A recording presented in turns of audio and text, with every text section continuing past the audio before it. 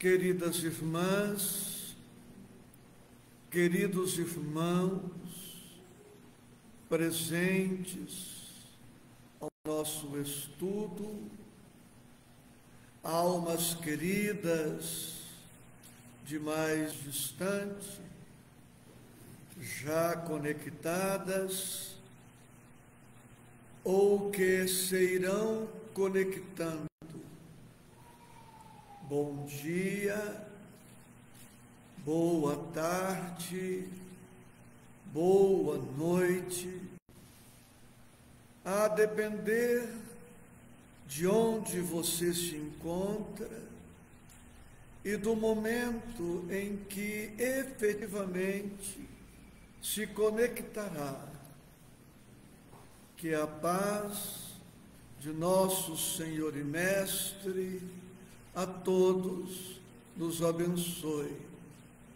Estão conosco na tela Solange Cristina Claro, Mima Vilas Boas, Sandra Matos, Laura Parmegiani e outros amores mais. Profunda gratidão. Nosso tema: a parábola do fariseu e do publicano. Evangelho segundo Lucas, capítulo 18, versículos 9 a 14. Convido-os à leitura e às reflexões. E disse também esta parábola a uns que confiavam em si mesmos, crendo que eram justos, e desprezavam os outros. 2 homens subiram ao templo para orar, um fariseu e o outro publicano. O fariseu, estando em pé, orava consigo desta maneira: ó Deus, graças te dou, porque não sou como os demais homens, roubadores, injustos e adúlteros, nem ainda como este publicano. Jejuo 2 vezes na semana e dou os dízimos de tudo quanto possuo. O publicano, porém, estando de pé, de longe, nem ainda queria levantar os olhos ao céu, mas batia no peito, dizendo: ó Deus, tem misericórdia de mim, pecador. Digo-vos que este desceu justificado para a sua casa, e não aquele, porque qualquer que a si mesmo se exalta será humilhado, e qualquer que a si mesmo se humilha será exaltado. Digo-vos que este desceu justificado para a sua casa, e não aquele, porque qualquer que a si mesmo se exalta será humilhado, e qualquer que a si mesmo se humilha será exaltado. Almas irmãs, estudemos singelamente este texto, como todos os demais textos, muito rico, muito atual e muito necessário. Vamos trazer a mensagem para os dias atuais. O fariseu aqui representa o crente de qualquer denominação religiosa, podendo até ser o espírita também, aquele crente formalista, burocrata, legalista, que se satisfaz com o cumprimento de algumas práticas exteriores, que obedece o ritual da sua igreja, do seu templo, do centro espírita. E porque cumpre alguns deveres diante da denominação religiosa que abraçou, passa a se considerar um crente perfeito, um crente superior aos outros, como se bastasse para sermos genuinamente cristãos, como fazia o fariseu da parábola, jejuar 2 vezes na semana e dar o dízimo de tudo que possuía. O fariseu da parábola jejuava materialmente, jejuava relativamente à alimentação, privava-se de alimentos por algumas horas, mas, como vemos na parábola, não se privava, não jejuava de certos pensamentos negativos, não jejuava de certos procedimentos morais que depunham contra a sua pessoa. O fariseu da parábola representa o crente orgulhoso, como melhor veremos em instantes. O publicano representa todo crente, todo profitente de qualquer denominação religiosa que reconhece as próprias deficiências, as próprias dificuldades. É alguém que se conhece e se reconhece distante do padrão ideal que o Evangelho propõe e que nosso Senhor Jesus Cristo espera que todos sejamos. No versículo 9, cuja releitura faço agora, consta: e disse também esta parábola a uns que confiavam em si mesmos. Com isto devemos interpretar que Deus não quer que confiemos em nós.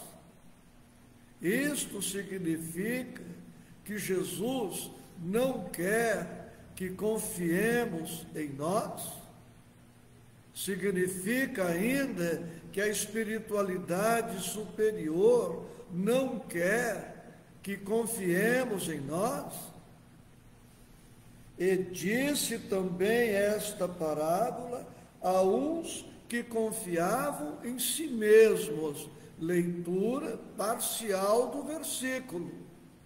Significa que confiar em si é negativo? É prejudicial? Certamente não é esta a interpretação a ser dada. Deus, o Cristo, a espiritualidade, espera que confiemos em nós, mesmo porque em todo o bem, sempre Deus estabelecerá com suas criaturas uma parceria. Sempre poderemos contar com Deus em nossos empreendimentos justos e bons, mas Deus igualmente sempre contará conosco nos mesmos empreendimentos bons e justos. Se não trabalharmos, se não estudarmos, se não cooperarmos, se não auxiliarmos a vida, como a vida nos auxiliará? Como a vida poderá cooperar conosco? A compreensão integral do versículo vem com a leitura integral do mesmo versículo.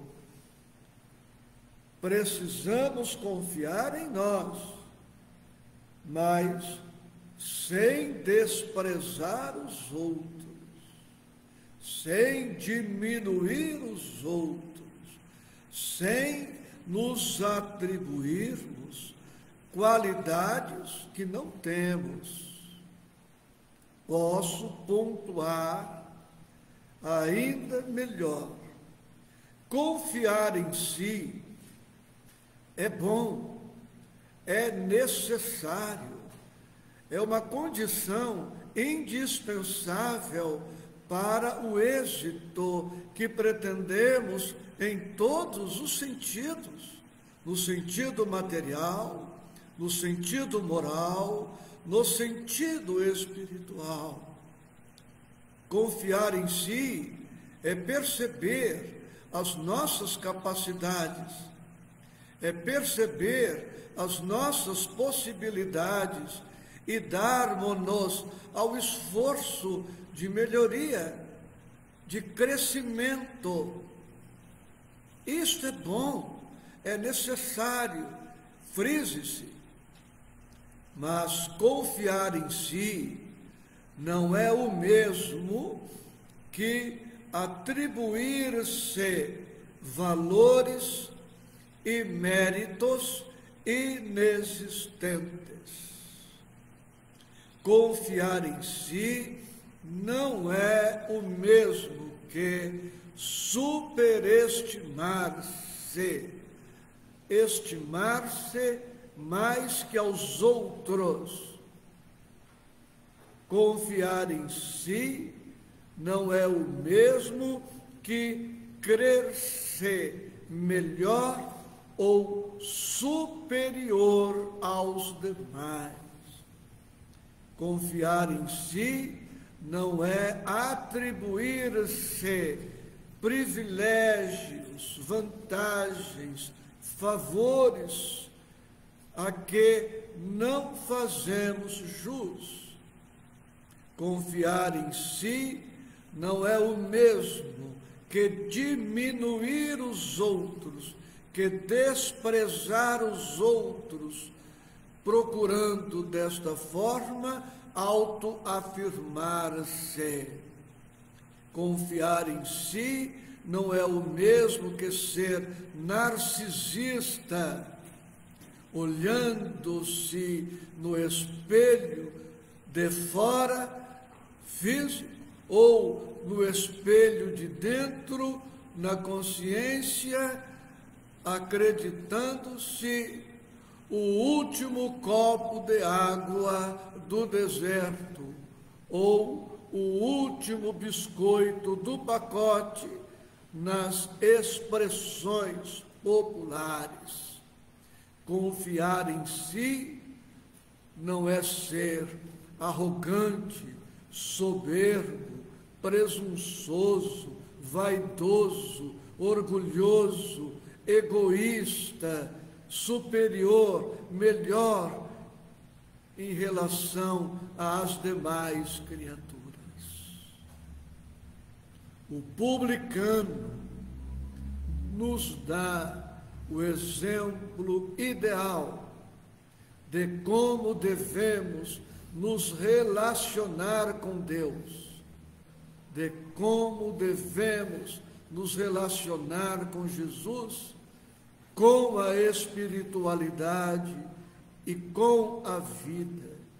Vemos aqui no texto, a partir do versículo 13, que o publicano, estando de pé, nem se ajoelhou, porque o ato de ajoelhar-se não significa só por isto humildade. Há pessoas que se ajoelham para exigir, há pessoas que se ajoelham e impõem condições a Deus, há pessoas que se ajoelham revoltadas, que gritam desesperadas. A humildade não está na expressão corporal. Não é o corpo que precisa demonstrar humildade, é o espírito que é orgulhoso ou é humilde.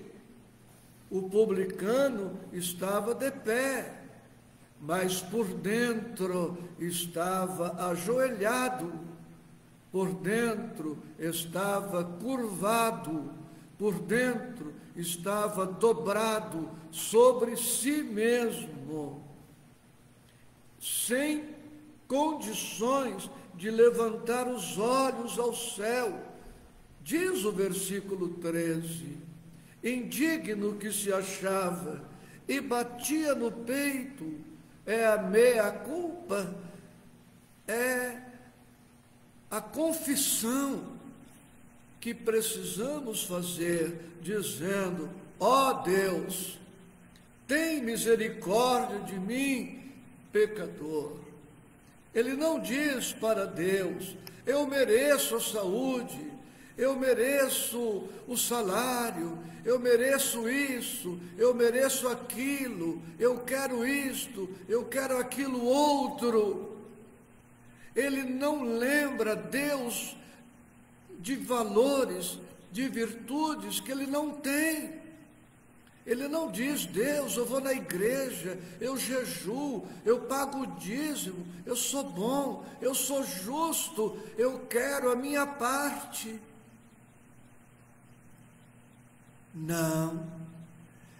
De pé, de longe, achando-se indigno de se aproximar do altar do Cristo, de Deus, cabeça baixa, humilde, verdadeiramente humilde, confessando as próprias deficiências. O que ele pede para Deus? O que ele pede para Jesus? Misericórdia, misericórdia. Ele diz: ó Deus, tenha compaixão das minhas misérias. Coração, miséria. Ó Deus, tem piedade das minhas misérias, da minha pobreza moral, da minha pobreza espiritual. Sou indigno de estar na tua presença. Eu não mereço as tuas bênçãos, mas eu conheço a tua bondade, eu conheço o teu amor, eu conheço a tua compaixão, eu conheço a tua misericórdia. Tenha um olhar de misericórdia para comigo, apiada-te de mim, ampara-me, socorre-me, auxilia-me, soergue-me, fortalece-me, orienta-me, protege-me, não como quem merece, mas como quem necessita. É esta postura, e não é o que nós vemos em muitas práticas religiosas, líderes religiosos ensinando os profitentes de sua igreja, porque não é a igreja do Cristo, é a igreja do líder, ensinando os profitentes da sua igreja a exigir, a comprar as bênçãos. Pague tanto e exija, porque Deus vai te atender.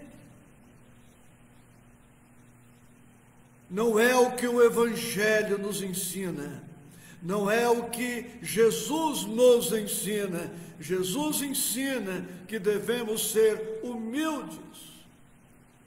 E o publicano, que era pecador, não era soberbo, não tinha os defeitos do fariseu, não era soberbo, não era arrogante, não era vaidoso, não era orgulhoso, reconhece a sua condição precária, mas já tinha a vantagem de se conhecer, já tinha a vantagem de reconhecer-se necessitado, já não tinha mais o orgulho, a vaidade, a prepotência, a arrogância, a soberba.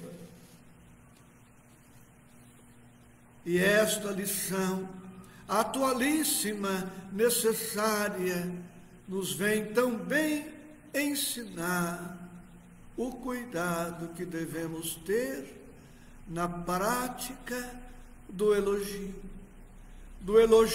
aos outros e do elogio a nós mesmos. Evitemos dizer somos bons, porque não somos bons, recordando que nem mesmo o Mestre aceitou o título de bom. Estudaremos aqui nas próximas semanas a passagem do jovem rico, ou mancebo rico, do homem rico, quando ele se aproxima de Jesus e lhe diz: bom mestre, que devo fazer para herdar a vida eterna?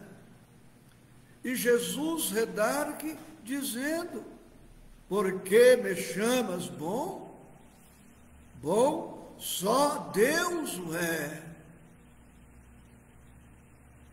Nesta hora, imitemos o publicano, imitemos este pecador da parábola e humildemente, corajosamente digamos para nós e para quantos puderem nos ouvir: eu não sou bom, eu não sou justo, eu não sou manso, eu não sou humilde, eu não sou misericordioso. Estou tentando, estou no esforço de evangelizar-me, de modificar-me. E sempre que alguém, por bondade, nos atribuir valores, méritos, qualidades que não possuímos ou não possuímos no grau que alguém nos atribui carinhosamente, saibamos ouvir com os ouvidos do Evangelho, para que não venhamos a atribuir-nos qualidades, virtudes, valores que estamos ainda muito distantes de ostentar em nossos espíritos.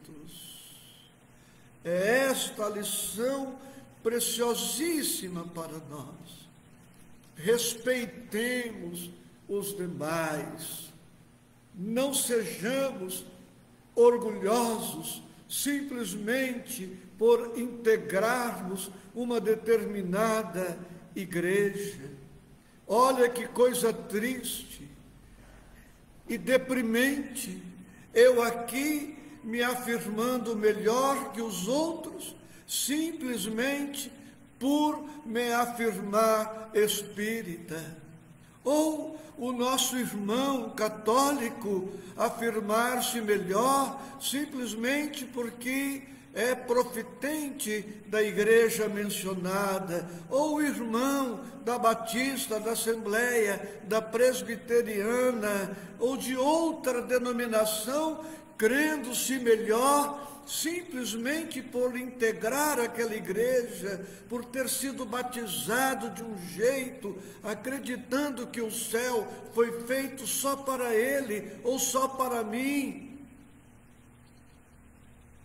Todos estes sentimentos, todos estes pensamentos são orgulhosos e estão em flagrante descompasso com o Evangelho de nosso Senhor e Mestre, que não admitiu ser bom e demonstra todo o tempo que Deus, sim, é a perfeição absoluta que devemos buscar na relatividade da nossa condição precária, melhorando sempre, certos de que nunca atingiremos, como Deus, a perfeição absoluta. O que significa, pois, que nunca teremos motivos para nos exaltar a nós mesmos, porque termina Jesus no versículo 14: digo-vos que este desceu justificado, o pecador, para a sua casa, e não o fariseu, o crente orgulhoso.